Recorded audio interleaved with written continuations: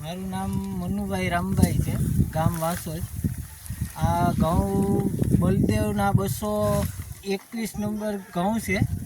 ઘઉંનું result અટાણે સારું દેખાય છે એમ, અને ઘઉં પાણી પાયા પછી ઢળતા પણ નથી, અને લીંગરા ને બધી જે બીજી વેરાયટી કરતાં વધારે સારું છે। એટલે ફૂટ સારી છે, લીંગરે મોટા છે એમ, હાઈટમાં ઊંચા થાય, હાઈટમાં ઊંચા છે। હા, એટલે ઘઉંનું રિઝલ્ટ અટાણે તો સારું દેખાય છે એમ।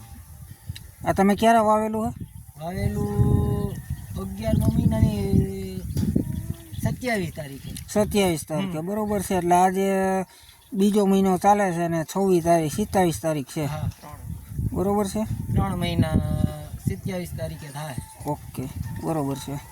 તો આમાં ઘઉંમાં અત્યારે આપણે એક ડુંડી ફોલી હતી, એમાં ઘઉંનો દાણો કેવો દેખાય છે તમને? દાણો સારો છે, હા, મોટે દાણે છે, હા, અને દાણા વધારે છે બીજા ઘઉંના, બીજા ઘઉં કરતાં વધારે દાણા છે।